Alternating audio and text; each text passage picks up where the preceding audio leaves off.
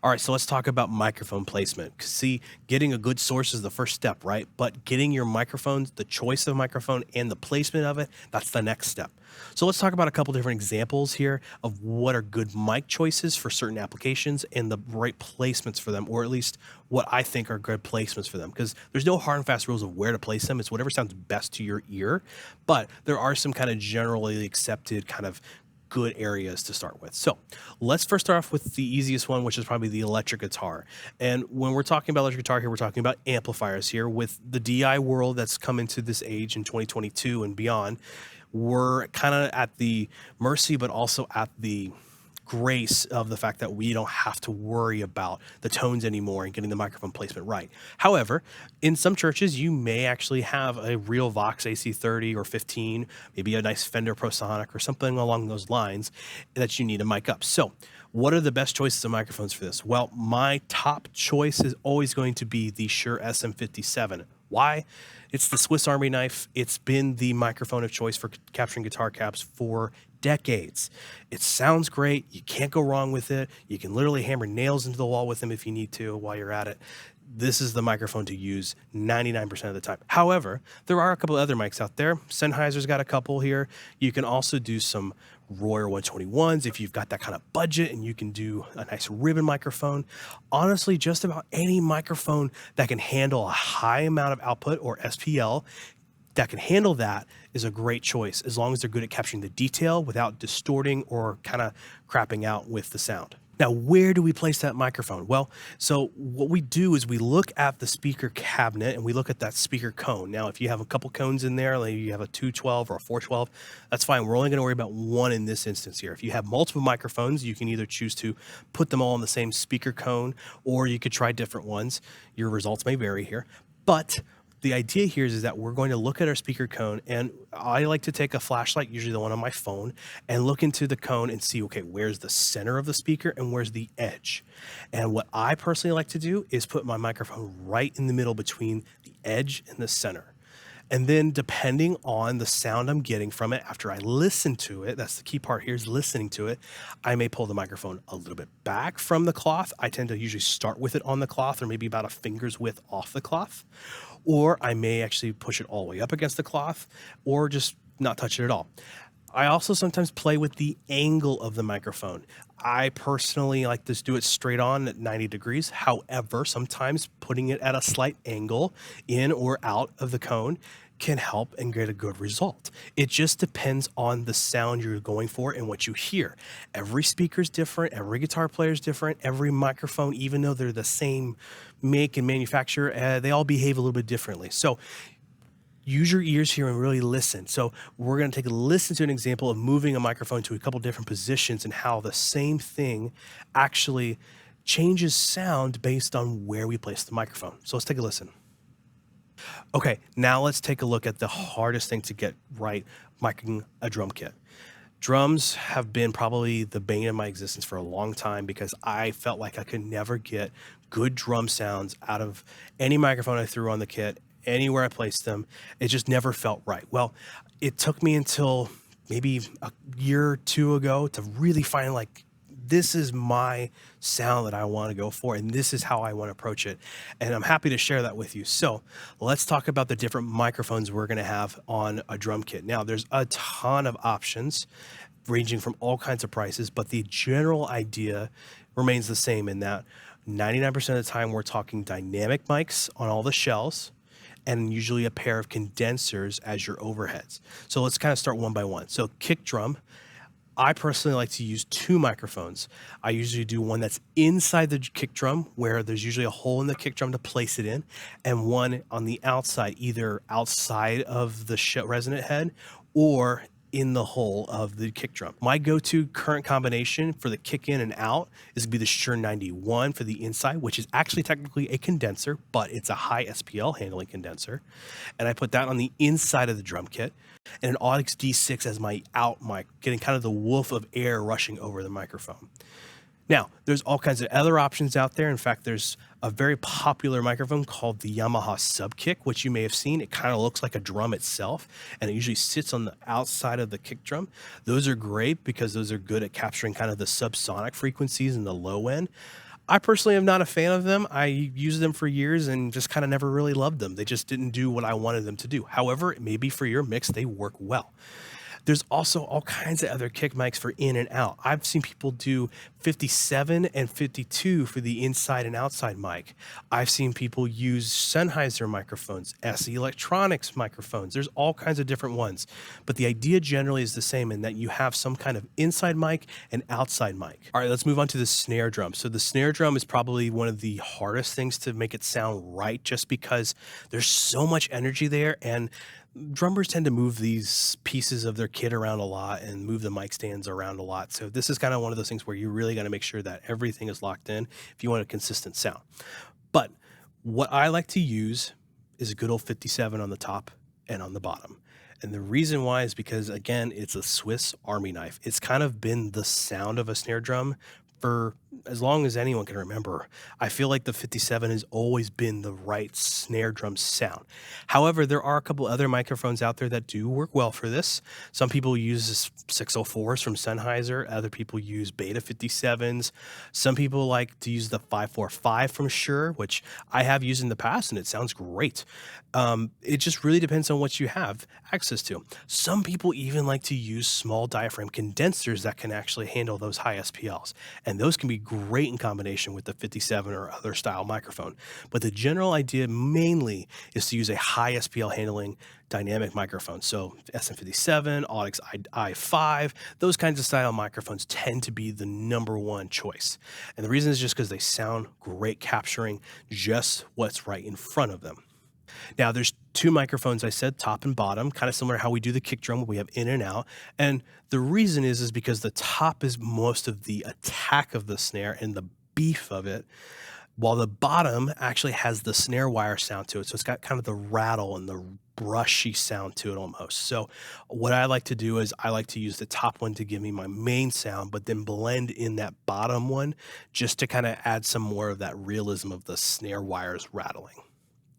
Now, placement is subjective here, really, because it changes everything about the tonality, just like it does with the guitar cabinet. So what I like to do is I like to kind of place the microphone just a little bit over the rim of the snare, have it about 2 finger widths up above, just kind of depends on how it feels for the day, and then aim it right across the center of the snare.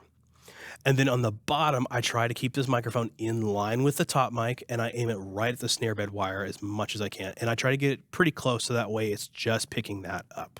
Okay, let's talk toms. Toms are an easy one, honestly, because you really can't mess this one up too much because there's so much resonance coming off of a tom compared to a snare. It's more just kind of the boom more than it is the actual attack, but there is some attack to it that you need to pick up. But some of the easiest microphones to use on these, besides the 57, would be the 604 from Sennheiser. You could also use the D4s from Audix. That's what we use here at my church, and we love them.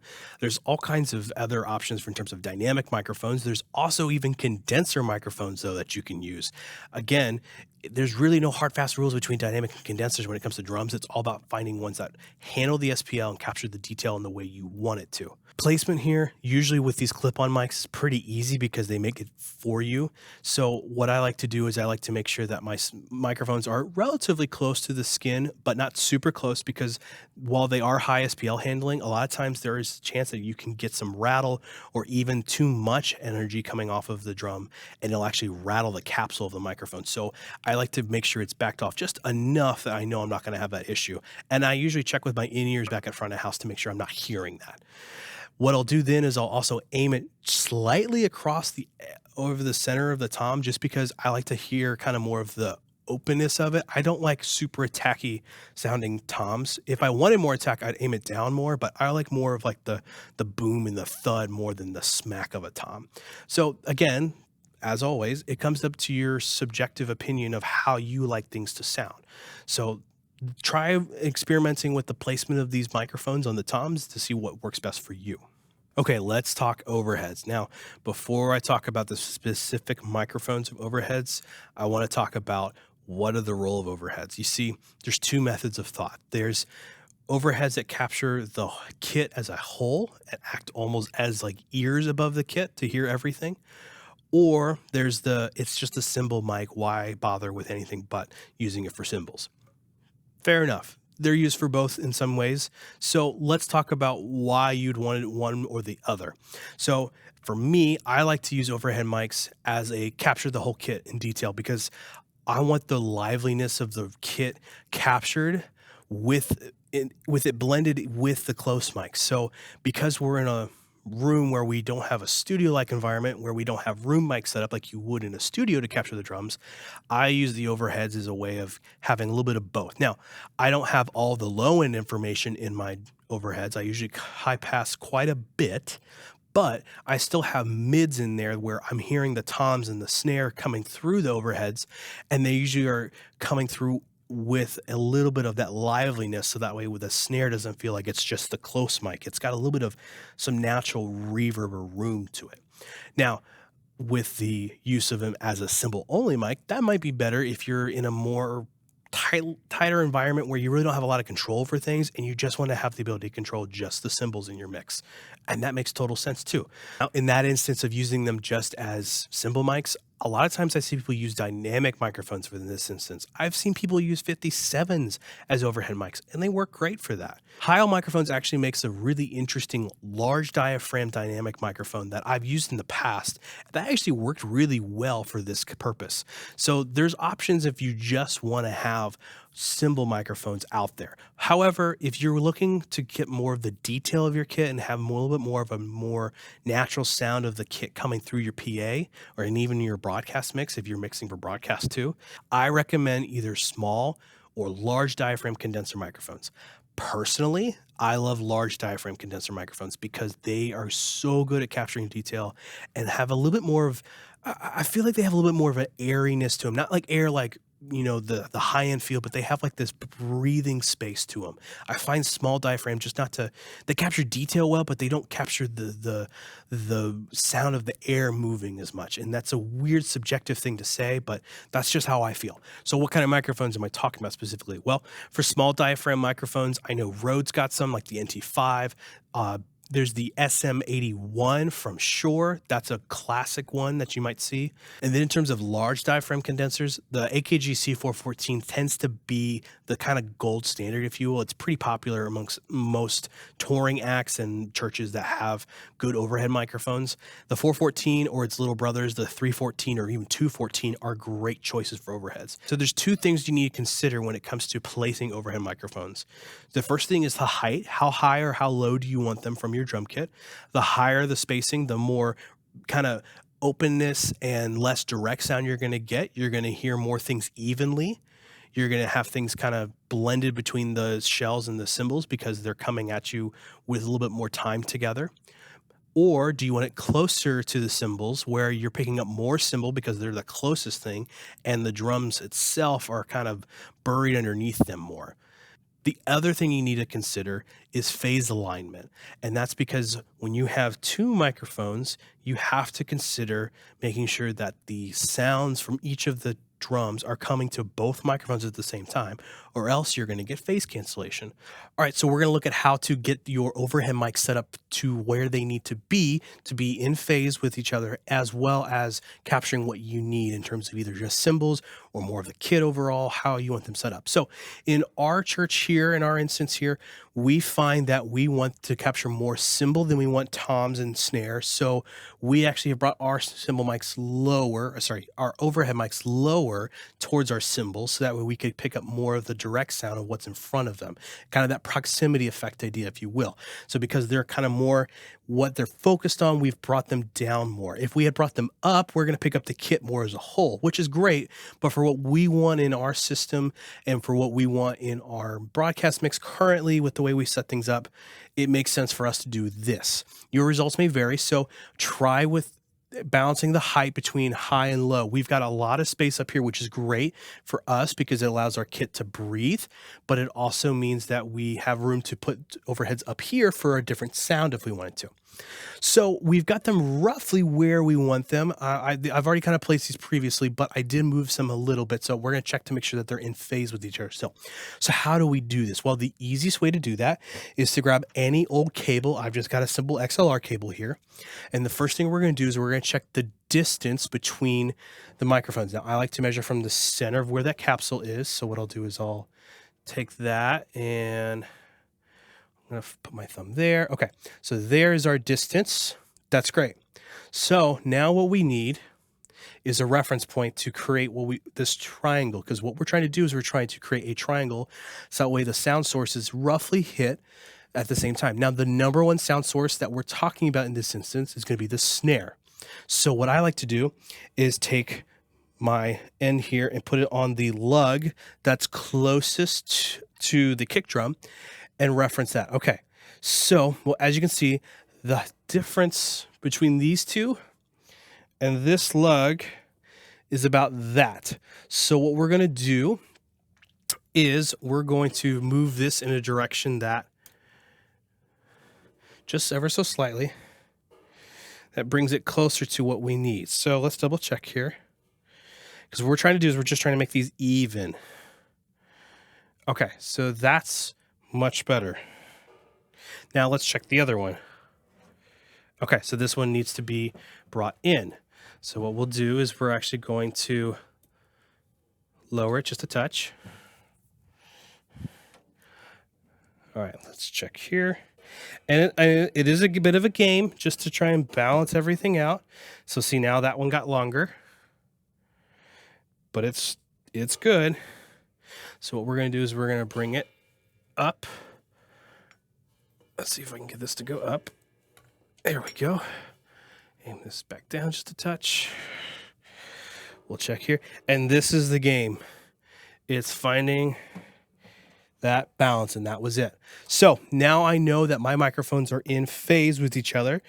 They're not going to cancel each other out. They're also going to pick that snare drum up at the same time. If they're going to come, that sound source is going to come to the microphones at the same time. So there's not going to be any phasing or any frequencies canceled out.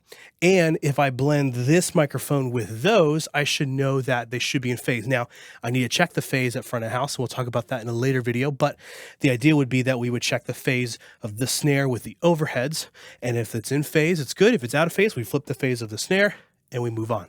So that's how to get your overhead set in your drum kit.